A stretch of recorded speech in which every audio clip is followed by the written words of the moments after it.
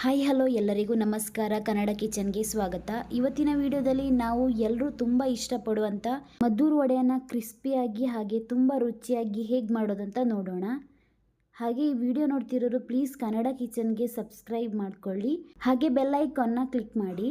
ಮದ್ದೂರು ವಡೆ ಮಾಡೋದಕ್ಕೆ ನಾನಿಲ್ಲಿ ಮೊದಲಿಗೆ ಒಂದು ಪಾತ್ರೆಗೆ ಸಣ್ಣದಾಗಿ ಕಟ್ ಮಾಡ್ಕೊಂಡಿರುವಂಥ ಶುಂಠಿನ ಹಾಕ್ತಿದ್ದೀನಿ. ಹಾಗೆ ಹಸಿಮೆಣಸನ್ನ ಹಾಕ್ತಿದ್ದೀನಿ. ಒಂದು 2 ಹಸಿಮೆಣಸನ್ನ ಇಲ್ಲಿ ಸಣ್ಣದಾಗಿ ಕಟ್ ಮಾಡ್ಕೊಂಡಿದ್ದೀನಿ.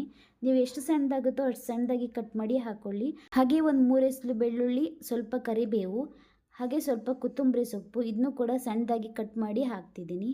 ಇದಕ್ಕೆ ನಾನು ಒಂದು 2 ಮೀಡಿಯಮ್ ಸೈಜ್ನ ಈರುಳ್ಳಿನ ಈ ಥರ ಉದ್ದಕ್ಕೆ ಕಟ್ ಮಾಡಿ ಹಾಕ್ತಿದ್ದೀನಿ. ಇದಾದಮೇಲೆ ಅರ್ಧ ಸ್ಪೂನ್ ಆಗುವಷ್ಟು ಜೀರಿಗೆ, ಅರ್ಧ ಸ್ಪೂನ್ ಆಗುವಷ್ಟು ಉಪ್ಪನ್ನು ಹಾಕ್ತಿದ್ದೀನಿ.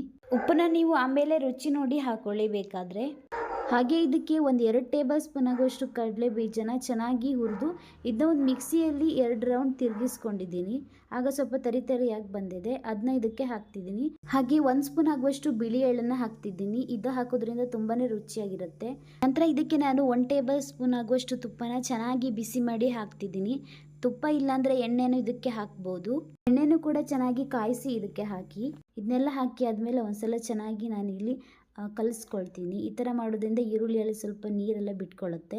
ನಂತರ ಇದಕ್ಕೆ ನಾನು ಈ ಕಪ್ನಲ್ಲಿ 1 ಕಪ್ ಆಗುವಷ್ಟು ಮೈದಾ ಹಿಟ್ಟು, 1 ಕಪ್ ಆಗುವಷ್ಟು ಅಕ್ಕಿ ಹಿಟ್ಟು, ಹಾಗೆ ಅರ್ಧ ಕಪ್ ಆಗುವಷ್ಟು ಮೀಡಿಯಂ ರವೆನ ನಾನು ಇದಕ್ಕೆ ಹಾಕ್ತಿದ್ದೀನಿ. ಮೀಡಿಯಂ ರವೆ ತುಂಬ ಚೆನ್ನಾಗಿರುತ್ತೆ ಈ ಮದ್ದೂರು ವಡೆಗೆ. ಇದನ್ನೆಲ್ಲ ಹಾಕಿ ಆದಮೇಲೆ ನಾನು ಕೈಯಲ್ಲೇ ಚೆನ್ನಾಗಿ ಇದನ್ನ ಕಲಿಸ್ಕೊಳ್ತೀನಿ. ಆಗ ಈರುಳ್ಳಿಯಲ್ಲಿರುವ ನೀರೆಲ್ಲ ಚೆನ್ನಾಗಿ ಬಿಟ್ಕೊಳ್ಳುತ್ತೆ. ಆಗ ನಾವು ಹೆಚ್ಚು ನೀರನ್ನು ಹಾಕೋದು ಬೇಕಾಗಿಲ್ಲ. ಈಗ ಇದಕ್ಕೆ ನಾನು ಸ್ವಲ್ಪ ಸ್ವಲ್ಪ ನೀರನ್ನು ಹಾಕಿ ಚೆನ್ನಾಗಿ ಕೈಯಲ್ಲೇ ಕಲಿಸ್ಕೊಳ್ತೀನಿ. ನಾವು ಇದಕ್ಕೆ ನೀರನ್ನ ಎಷ್ಟು ಕಡಿಮೆ ಹಾಕ್ತೀವೋ ಅಷ್ಟು ಚೆನ್ನಾಗಿ ಬರುತ್ತೆ ಈ ಮದ್ದೂರು ವಡೆ.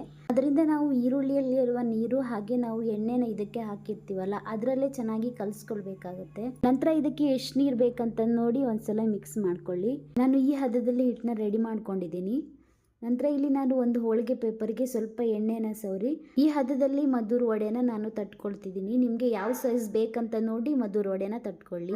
ನಿಮ್ಮ ಹತ್ರ ಹೋಳಿಗೆ ಪೇಪರ್ ಇಲ್ಲ ಅಂತ ಹೇಳಿದರೆ ಪ್ಲಾಸ್ಟಿಕ್ ಕವರ್ ಕೂಡ ಆಗುತ್ತೆ, ಅದ್ರ ಮೇಲೂ ನೀವು ಮದ್ದೂರು ವಡೆನ ತಟ್ಕೊಳ್ಬಹುದು. ತುಂಬ ತೆಳುವಾಗಿ ಅಥವಾ ದಪ್ಪನಾಗಿ ಈ ಮದ್ದೂರು ವಡೆನ ತಟ್ಕೊಳ್ಬೇಡಿ, ಮೀಡಿಯಂ ಹದದಲ್ಲಿ ತಟ್ಕೊಳ್ಳಿ. ಸೈಜ್ನ ಯಾವ ಸೈಜ್ ಬೇಕಾದರೂ ತಟ್ಕೊಳ್ಬಹುದು.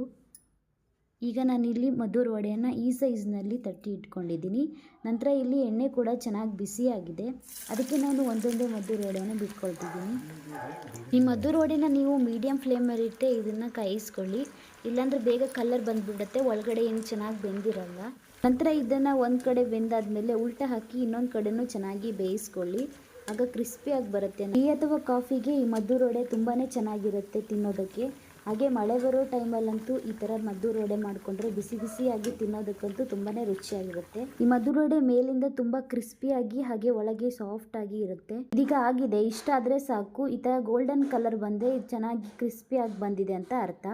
ಇದನ್ನ ಇನ್ನೂ ನೀವು ಕಾಯಿಸ್ಕೊಳ್ಬೇಡಿ, ಆಗ ಈರುಳ್ಳಿ ಟೇಸ್ಟ್ ಹೋಗಿರುತ್ತೆ, ಕೈ ಬಂದ್ಬಿಡುತ್ತೆ. ನಾನಿಲ್ಲಿ ಇನ್ನೊಂದ್ಸಲನೂ ಹೀಗೆ ಮದ್ದೂರು ವಡೆನ ಮಾಡ್ಕೊಳ್ತಿದ್ದೀನಿ. ನೀವು ಮನೆಯಲ್ಲಿ ಸಂಜೆ ಸ್ನ್ಯಾಕ್ಸ್ಗೆ ಈ ಥರ ಮದ್ದೂರು ವಡೆನ ಮಾಡ್ಕೊಳ್ಳಿ, ತುಂಬಾ ರುಚಿಯಾಗಿರುತ್ತೆ ತಿನ್ನೋದಕ್ಕೆ. ನೋಡಿ ಎಷ್ಟು ಚೆನ್ನಾಗಿ ಕ್ರಿಸ್ಪಿಯಾಗಿ ಬಂದಿದೆ. ನೀವು ಒಂದ್ಸಲ ಮನೆಯಲ್ಲಿ ಮಾಡಿ ಹೇಗೆ ಬಂದಿದೆ ಅಂತ ಕಮೆಂಟ್ ಮಾಡಿ.